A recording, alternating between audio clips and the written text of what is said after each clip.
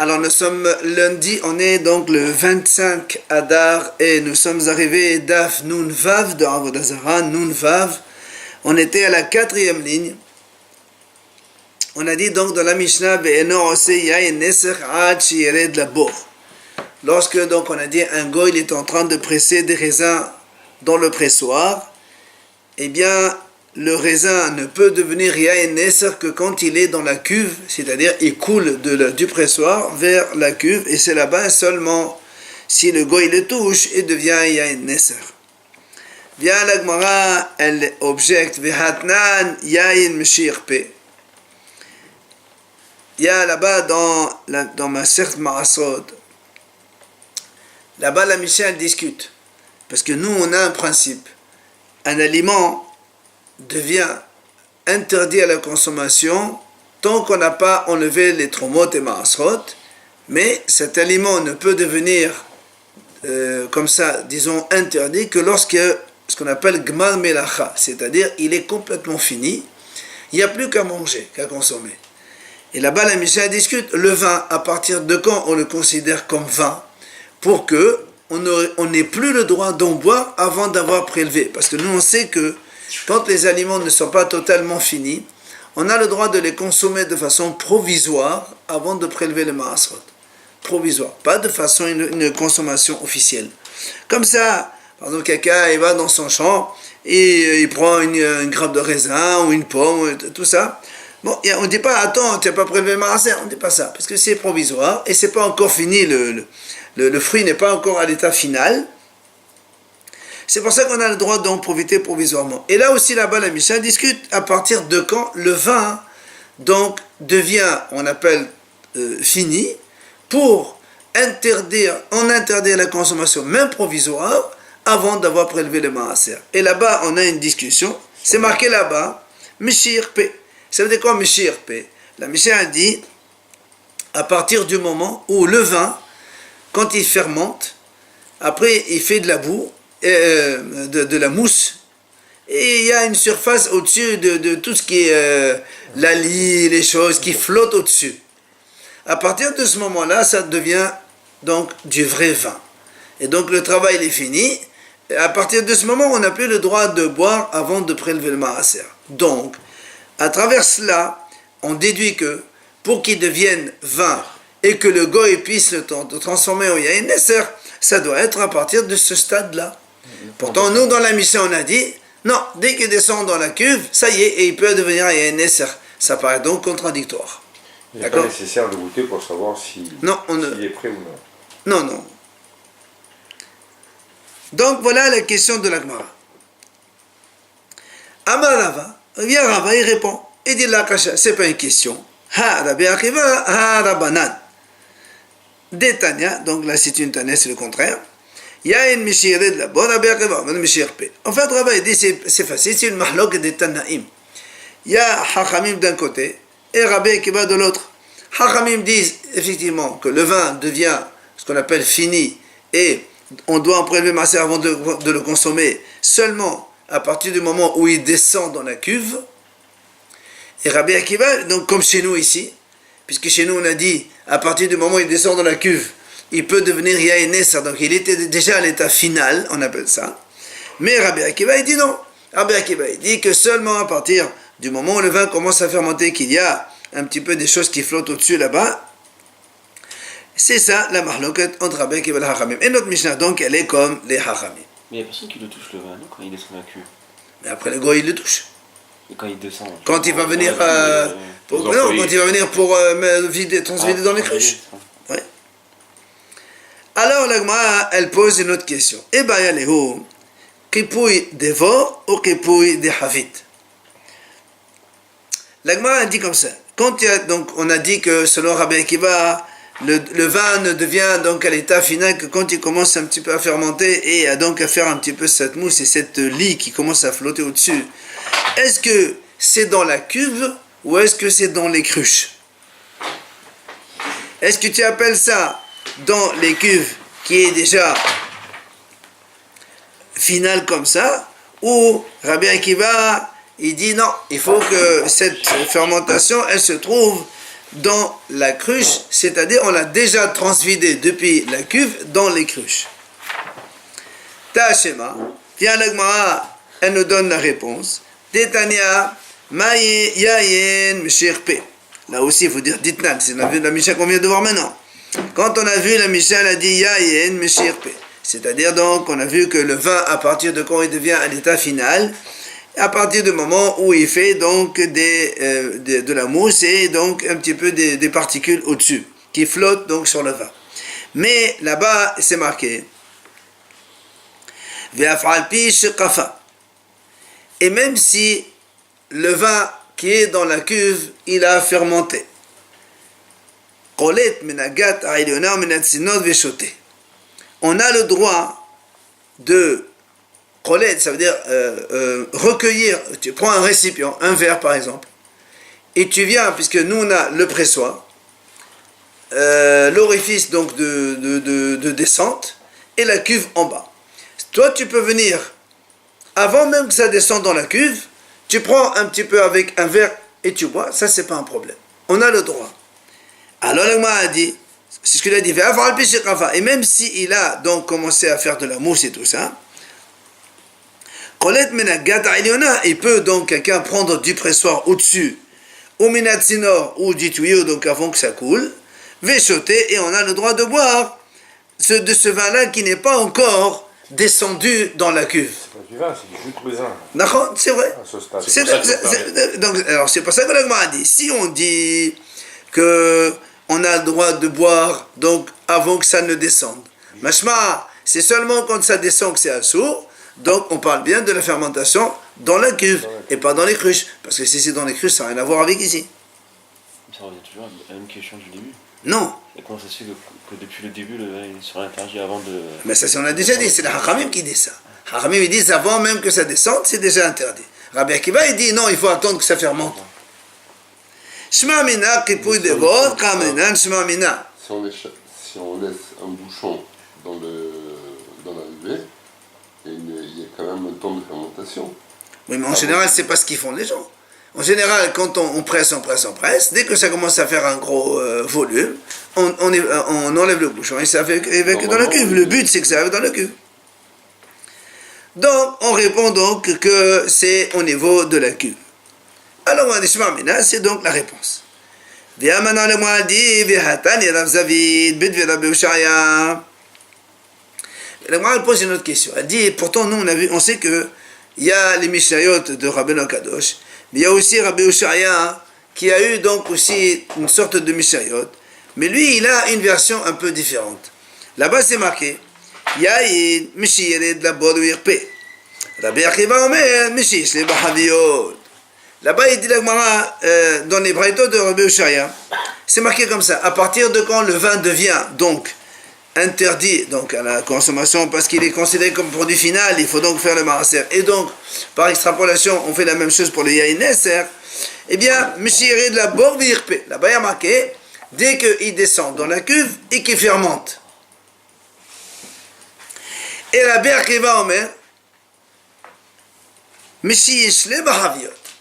Rabbi Akiva dit non, à partir du moment où on le transvide dans les cruches. Donc, évidemment, on a une contradiction par rapport à ce qu'on a vu précédemment, puisqu'on a dit précédemment que selon les Hachamim, c'est quand il descend dans la cuve, selon Rabbi Akiva, quand il commence à fermenter, et là on voit le contraire. Selon les Hachamim, c'est quand il est dans la cuve et il fermente, et selon Rabbi Akiva, c'est quand on le met dans les cruches. Donc c'est un petit peu contradictoire. Sauf que on peut considérer que si on veut le consommer en tant que vin, on le prend à partir de la cruche, et pas du... Mais dans tous les cas, est-ce qu'on le considère comme état final, oui ou non? C'est ça la discussion. Et donc on se trouve ici avec donc une contradiction. Via l'Agma dit, c'est pas une contradiction.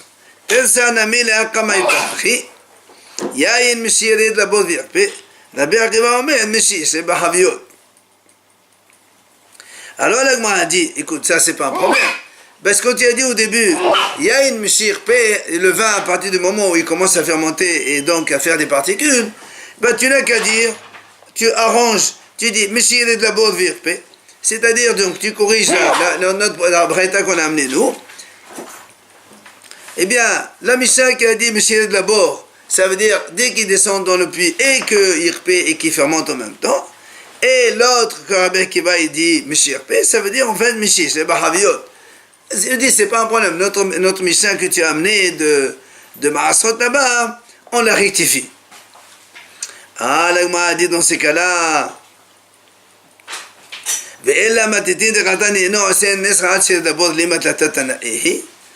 l'Agma a dit dans ces cas-là, notre Mishnah qui elle dit, notre Mishnah qui dit que le goy, il peut faire Yain Neser dès que le vin descend dans la cuve, alors ça fait qu'il y a trois avis différents. Donc ça fait trois Tanaïm différents.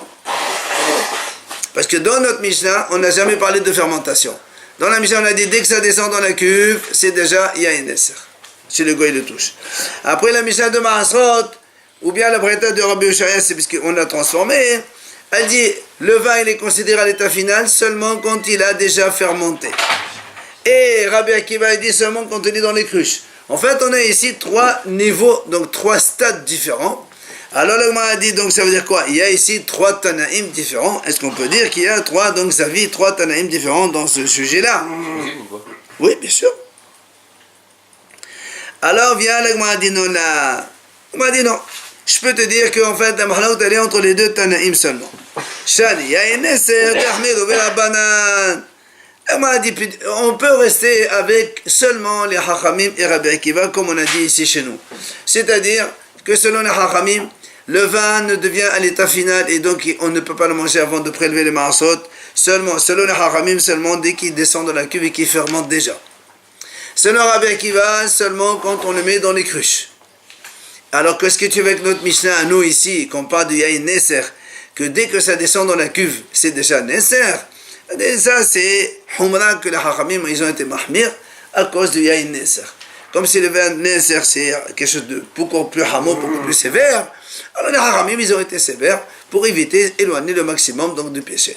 Donc en vérité, le vin, il est à état définitif, selon Hachamim, quand il fermente, selon Rabbi Akiva, quand il est dans les cruches, mais pas quand il descend dans la cuve de suite. Mais pour le Neser, on est mahmir de suite, il devient Yain Neser si le goy le touche. Voilà donc là, Neser, c'est le vin goy. Je comprends pas. Pourquoi c'est que la Mishnah depuis le début, Complément. c'est la vie des Chachamim, qu'on a dit que dès que ça descend dans la cuve. Voilà, mais c'est ça. Alors, Parce qu'on vient de répondre justement, la vie des Hachamim, c'est justement quand ça fermente. Et pourquoi ils ont dit dès que ça descend dans la cuve? Seulement parce que là-bas, on parle de Neser là-bas. Pour le vin Neser, on est mahmir. Mais là-bas, on parle de Maasrot. Quand est-ce qu'on considère que le vin il est à état définitif et on doit prélever Maaser avant de boire? C'est seulement quand il a déjà fermenté. Alors, au niveau du quotidien et de manière générale, la distribution du vin se fait à partir de la cruche. Ne se fait pas à partir de la cuve. Oui, mais la question, elle est, quand est-ce que le goy, quand il le touche, il devient Yain Neser déjà? C'est ça le problème. On sait que la distribution. Alors, l'Agma dit, Rava, de la chanile. L'Agma dit, Rava, il n'a pas fait de différence entre le Neser et donc le Maaser. Où c'est qu'on voit ça? Rappelez-vous la première question qu'on a pu, donc ce matin on a vu dans la Gemara. Quand on a dit, dans la Mishnah c'est marqué, le vin il est Neser à partir du moment où il descend dans la cuve.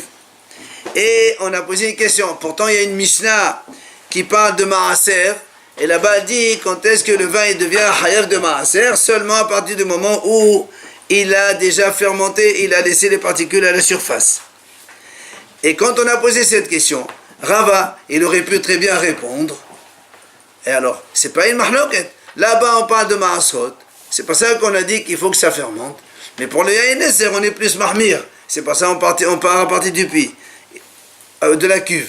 Rava, il n'a pas donné cette réponse. S'il n'a pas donné cette réponse, c'est que pour lui, le vin Neser et le Maasrot, c'est la même chose.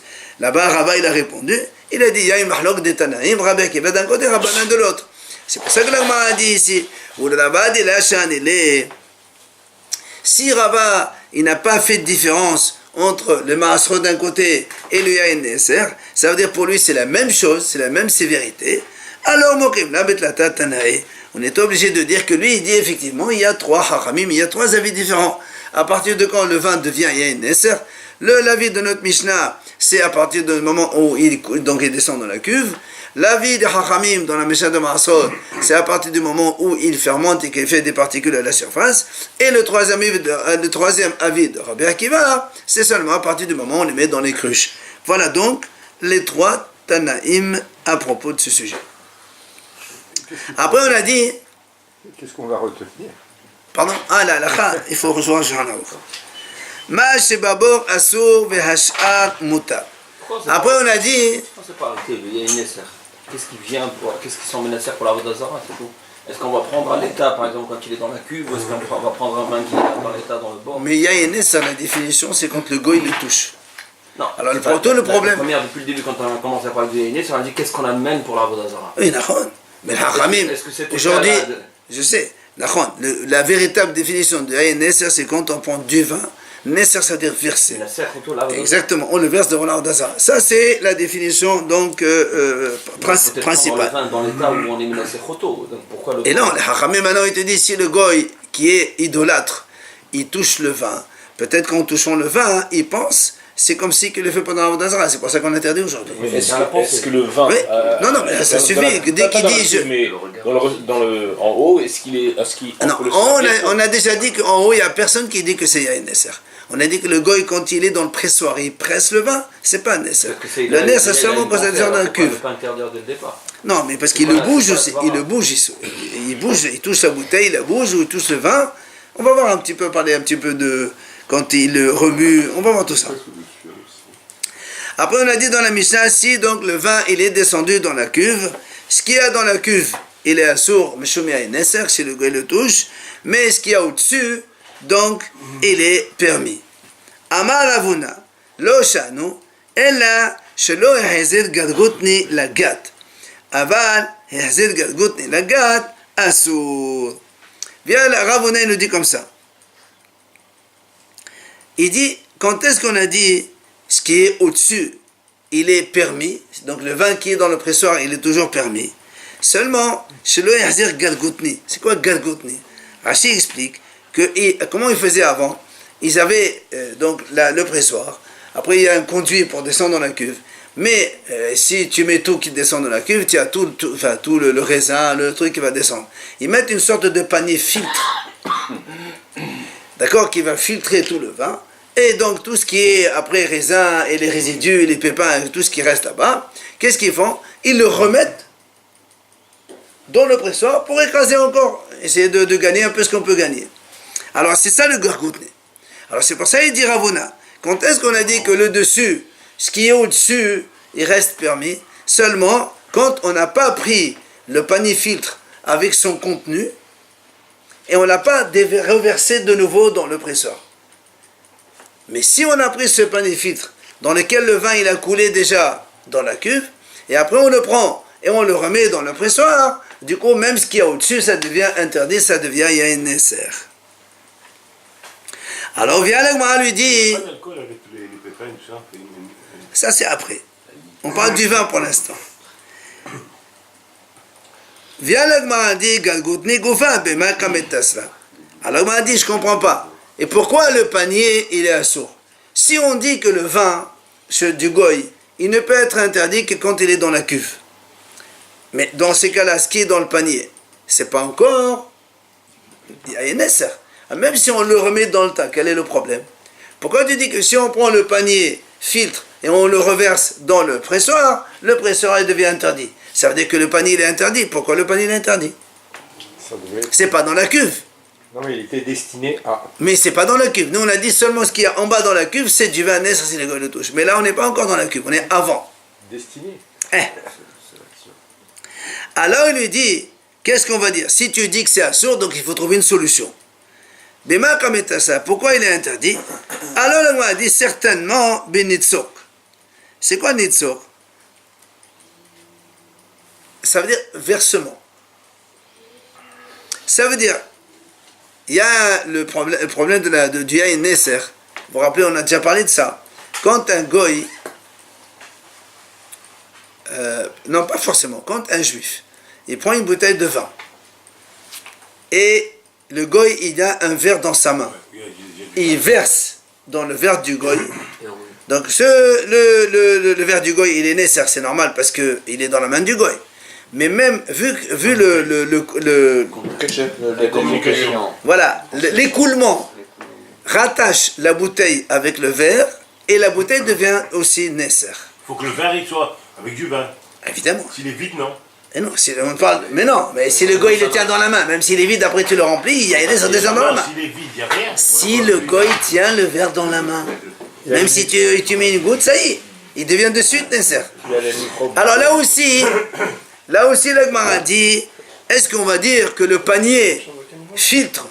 Pourquoi il devient sourd? À cause de l'écoulement qui va vers la cuve. Alors on m'a dit, est-ce que c'est ça la raison? Auquel cas, c'est-à-dire on va déduire justement que l'écoulement relie les deux récipients et ça devient interdit. C'est-à-dire la Gemara, elle pose cette question parce qu'on sait que ça fait partie, c'est l'objet d'une mahloket plus tard, oui ou non. Alors la Gemara dit dans ces cas-là, voilà, ici on a une preuve comme quoi c'est oui, c'est qu'il y a un lien entre le verseur et le récipient et donc c'est un sourd. Pourquoi on ne répondrait pas comme ça là-bas? Non mais là-bas, il n'y a pas, ça peut couler encore. Ici. Bah oui, le panier il coule dans la cuve. Le film, il est filtré, il a arrêté. Mais non, il n'est pas filtré. Quand il est filtré, c'est le vin qui coule en bas. Donc tout ce qui contient dans le panier filtre, il est en communication avec ce qu'il y a descend en bas. Comme tu as dit tout à l'heure, il n'a pas encore coulé. Et si, il est en train de couler, comment il coule en bas? Il coule vers la cuve. Donc alors, vient la Gemara répond. Elle dit non, je peux te dire que c'est pas ça la raison. Alors, c'est quoi la raison? Pourquoi le panier filtre il est interdit?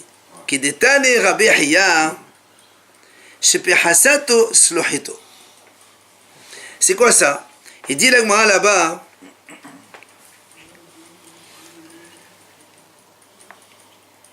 Alors, il dit comme ça. Il dit là-bas, on parle de quelqu'un. Il a pris un keli, une bouteille de vin, il a versé dans le récipient d'un goy. Après, il a pris le vin, donc cette même bouteille, il a versé dans un verre d'un juif. Et là-bas, on a dit un sourd. Et là, on a dit pourquoi un sourd? Est-ce que tu dis Netzok Hibour? Il dit non, là-bas, c'est pas ça la raison. Ça veut dire que quand, en fait, qu'est-ce qu'il a fait lui? Quand il a versé dans le récipient du goy, La bouteille est contaminée. Non, et non, justement, c'est pas ça la raison. Parce que si c'est ça, on revient comme nous. Il veut lui montrer que c'est pas ça la raison. Alors pourquoi c'est interdit?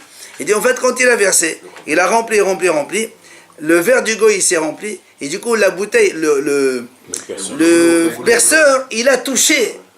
En fait, ça veut dire que c'est comme si que le vin il a débordé, il est monté, il a touché le chose. Parce que ça, il dit perhasat oslohito. C'est-à-dire le récipient du goy, en fait, il a débordé, il a touché la bouteille. Et s'il ne touche pas? Eh ben, lui, il dit non, justement. C'est pour nous dire que pour lui, il veut montrer que le versement ne fait pas lien entre les deux. Alors que nous, on a dit tout à l'heure, justement, est-ce qu'on va déduire? La halakha, elle n'est pas comme lui. La halakha, effectivement, ça, il y a lien entre les deux. Mais lui, il veut montrer que c'est non. Alors c'est pour ça que, comme il ne veut pas qu'on l'oblige à répondre cette réponse, il dit non, là-bas on parle de ce cas-là, où quand il a versé, il y a eu débordement donc, du récipient d'en bas, et donc du coup ça a touché le verseur. Ben, chez nous aussi c'est la même chose. Il dit parce que quand on a mis le panier filtre qui est coulé dans la cuve s'est remplie, elle a touché le fond du panier filtre, du coup ben, c'est le bas qui a contaminé le dessus. C'est ce qu'il lui dit. Haranami.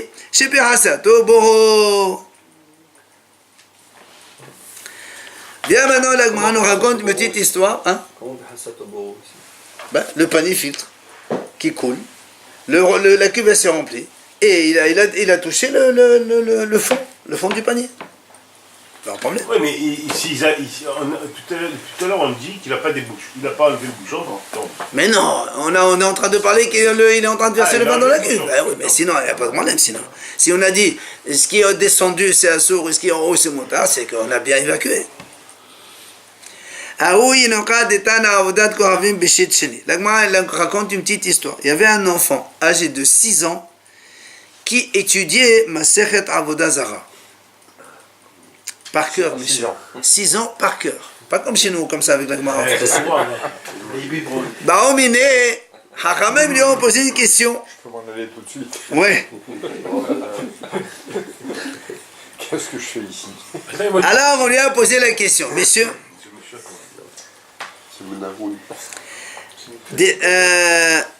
Mahu lidroch ay ma'avet kohavim bagat. Ils lui ont posé une question. Est-ce qu'un juif, il a le droit de presser le raisin avec le goy dans le pressoir? C'est-à-dire, rappelez-vous, nous on a dit, selon l'avis que quand le vin il commence à couler, il devient une nesser, pas dans le cube, dès qu'il commence à couler. Du coup, quand le goy il presse, ça coule. Donc déjà, en haut, le vin il est nesser. Donc je n'ai pas le droit de presser avec lui. Parce que quand je presse avec le goy, en fait, je suis en train de gagner de l'argent avec le yain nesser. Ça, c'est un avis qu'on a vu hier dans la Gemara. Alors on lui pose une question. Est-ce qu'il y a une possibilité que ça devienne permis? Amalehu dochin aimavet kohavim bagat. Il aura dit, on a le droit, donc un juif, il aurait le droit de presser avec le goy dans le pressoir. Alors la Gemara a dit, comment? Pourtant, le goy, et avec sa main, il rend le vin nesser, puisque quand il coule, on a dit dès que ça coule déjà c'est un nesser, et donc le goy, en touchant le vin, alors il devient un nesser, et donc c'est assourd. Si je le paye pour faire ce travail. Et justement, c'est assourd de payer, c'est assourd de gagner de l'argent sur le compte du vin nesser. Non, je le paye au goy pour faire le travail. Mais comment je paye le goy pour faire du vin nesser? Non, pour écraser le vin. Je le Mais paye. il va faire du vin nesser. Un goy quand il touche le vin nesser. On avait dit que le dessus c'est toujours permis. Oui, mais on a vu hier la deuxième version qui dit que dès que ça coule, c'est déjà interdit. Donc quand il écrase et ça fait l'écoulement, c'est déjà interdit en haut. Sans parler de lien entre le haut et le bas. Ah ouais, il n'y a pas de ça maintenant. Alors il leur répond, le petit, des sayar nal-holiade. Il leur dit, ben, on lui attache les mains, le goy. Comme ça, il ne touche pas le vin. Il va faire quoi alors? Alors le Gemara a dit, ve'aka menasser beregel. Et pourtant, il bouge avec ses pieds quand il écrase les raisins. Il bouge avec ses pieds. Alors il leur dit, Nesur de regel, la shemeh nesur. C'est-à-dire, nous on sait que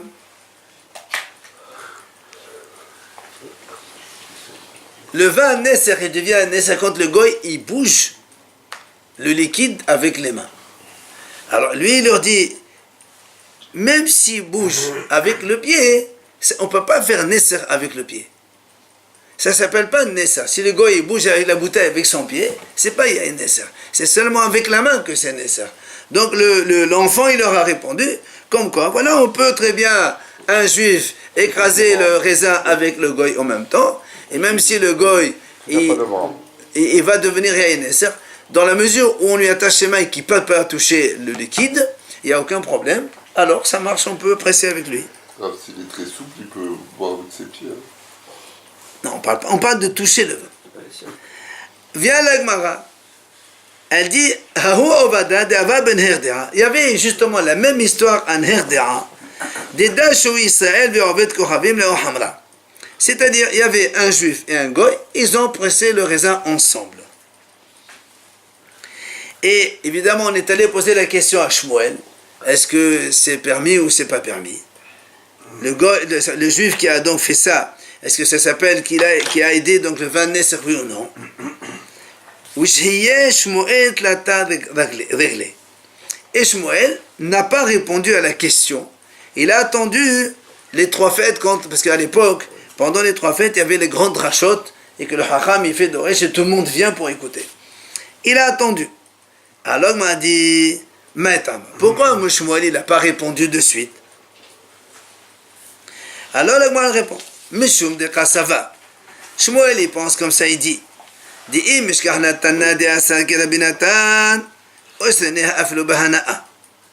parce que lui, Shmuel, il voulait savoir, comment répondre à ce problème. Alors il a dit comme ça, si je trouve un Tana qui interdit cette histoire-là que le juif écrase le raisin avec le goy, comme Rabbi Nathan,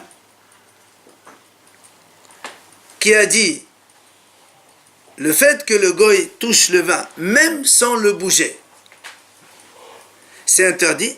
Dans ces cas-là, celui-là aussi, il est interdit, le vin, même bahana, même profiter. Parce que on va voir, il y a mahlok, selon Rabbi Nathan, le fait de toucher déjà ça suffit. Selon un autre avis, il faut bouger le vin. Or celui-là, quand il a mis le pied, il n'a pas bougé parce qu'il faut bouger avec la main. Et donc, c'est uniquement avec le pied qu'il y a un contact seulement. Alors, Détania, c'est ce que l'a dit l'Agma, il y a une mahlak justement, Rabbi Nathan et Hachamim. Madado ben bayad ben baderel imacher. Rabbi Nathan omer bayad asur, baderel muta. Il y a comme ça donc, l'Agma ramène ici une braïta. Si un goy, Madad, il a mesuré le vin avant, quand on voulait mesurer le vin, il n'y avait pas des mesures des litres. Qu'est-ce qu'ils font? Ils rentrent sa main pour savoir quelle est la profondeur et on devine combien. Alors, voilà, jaugez. Et donc, alors, la Braïta dit comme ça, selon le Hachamim, si un goy, il mesure le vin en rentrant sa main ou bien en rentrant son pied, il macher. C'est-à-dire que il n'y a pas un Nesser. Le goy, il n'a pas fait Nesser parce que lui, il avait l'intention de mesurer. Il va pas, c'est pas une intention de faire, il y a un Nesser. Donc, selon le Hachamim, on peut le vendre, donc, c'est pas Nesser. Rabbi Nathan Omer. Le goy qui vient travailler. Il ne travaille pas là. Non, mais d'accord, c'est le vin d'un juif là. D'accord, mais on parlait aussi des cas Attends. Rabbi Nathan Omer. Il vient Rabbi Nathan, il dit non. Si il a mesuré avec sa main, en rentrant la main pour voir combien est la profondeur. Non, il n'a pas goûté, il n'a rien fait. Il a bougé. Non, mais c'est pas bouger pour bouger le vin, c'est pour mesurer. Son intention c'est de mesurer. C'est ça la marloque justement. Rabbi Nathan il dit, si c'est avec la main, c'est Assur Vadaï. Même s'il n'a pas bougé. Mais avec le pied, c'est motard. C'est pour ça que Shmuel n'a pas voulu répondre à cette question. Il voulait savoir, est-ce qu'il y a un Hacham qui pense comme Nathan, que quand on touche le vin, sans l'intention de bouger pour la ça, le fait de le toucher seulement, comme ici il avait l'intention de mesurer, est-ce que c'est assourd ou pas? Alors vient le Gmal et dit, mais attends, Imor de Amar Rabbi Nathan Beyad, Bader mi Amar. On m'a dit, mais attends, on a bien vu ici notre cas, c'est le goy qui a écrasé avec le pied. Il n'a jamais touché avec la main. Alors comment tu me dis, Rabbi Nathan, il a interdit? Rabbi Nathan, il a interdit le contact avec la main, pas le contact avec le pied. Alors comment tu veux comparer? Même si Rabbi Nathan, il a interdit seulement le contact avec la main, pas avec le pied. C'est quoi, tu voulais savoir qu'est-ce qu'il y a un Tana comme Rabbi Nathan? Ça n'existe pas. Viens l'Agma, dit non. Et là, dit,